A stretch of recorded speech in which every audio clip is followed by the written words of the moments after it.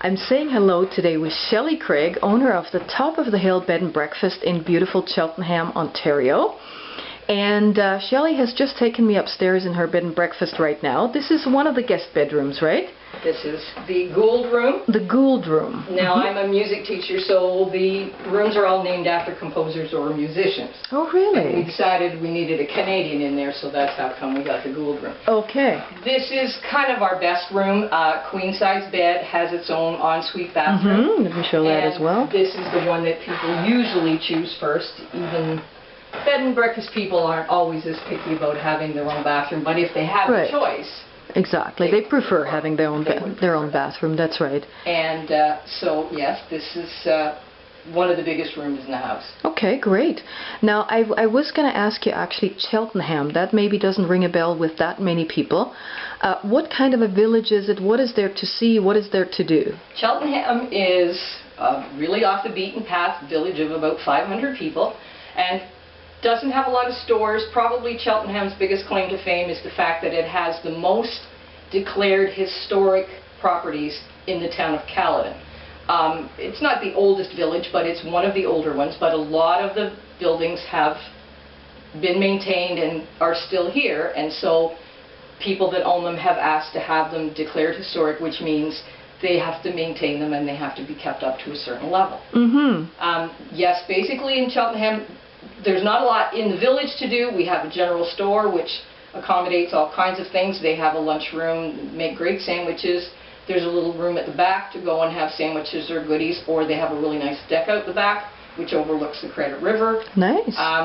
Other than that, in the village, the Caledon Trailway, which is at the north end, and it's a really nice old abandoned rail line that you can... Wonderful. See, I was going to bring my bicycle here. I'm an avid bicyclist. Well, then... But unfortunately, I have such a tight schedule, I won't be able to fit it in. Well, then you're going to have to come back. You know what? As a matter of fact, that was the first thing that I noted here, because there's so much outdoor opportunities, from the Bruce Trail and the hiking on the escarpment. Yes.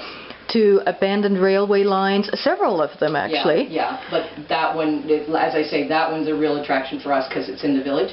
The Badlands, Cheltenham Badlands, which people probably some have heard of. Now, what is the Badlands? I've been there once, and it's a very fascinating place. It's really unique. There's a couple of theories about what the Badlands is. The main theory is that it had not a lot of topsoil and was either overgrazed or just, you know, through time, the topsoil wore off, washed off, ran off, whatever. And so there's this red soil, clay, that's exposed.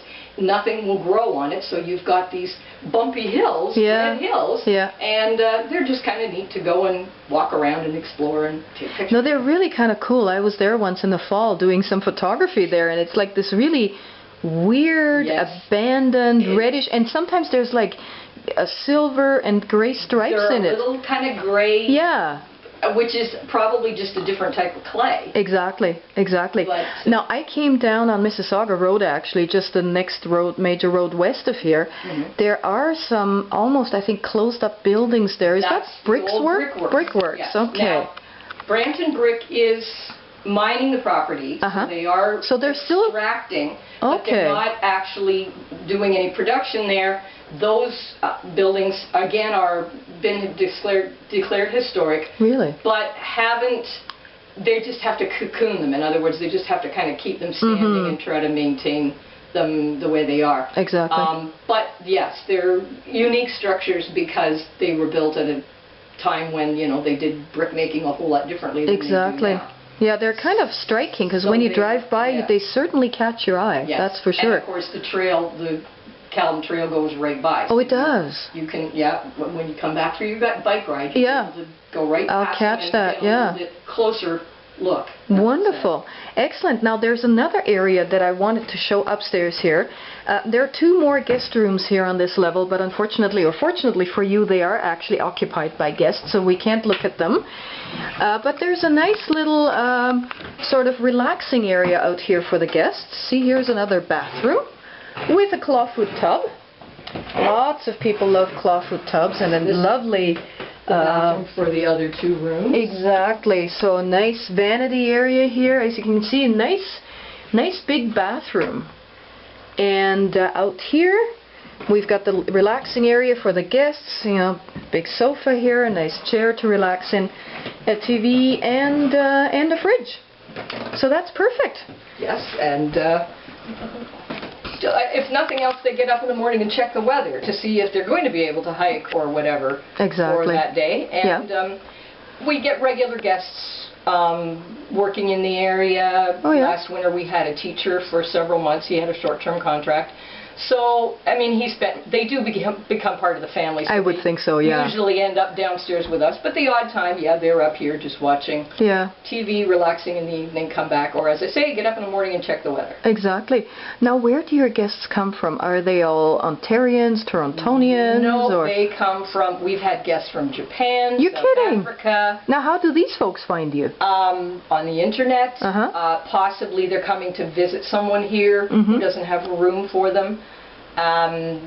So you've had people like Europeans, Asians? Lots of Europeans, Asians. This week we've had quite a few Americans because they were here for an anniversary. Oh, really? Because we're close to Caledon Country Club, Terracotta Inn.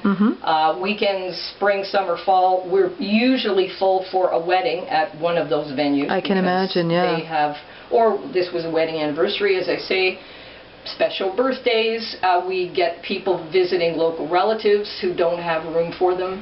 So this is perfect. And so, yeah, we've got a couple of weeks from now, we've got a whole gang coming for a 50th birthday of a neighbor. And, yeah, they come from all over for all kinds of reasons. Yeah, that makes perfect sense. And that's what's kind of fun. The other thing that's really interesting is you'll get different people at the breakfast table who've never met before. Exactly. And what is always really fun for me is to see how they can always find something in common or something to chat about, and they're all best friends by the time they leave. You're absolutely right. That's what I experience when I go bed and breakfasting. It's like the folks around the table are just as nice as the owners, and it just adds to the experience. Yes, it does.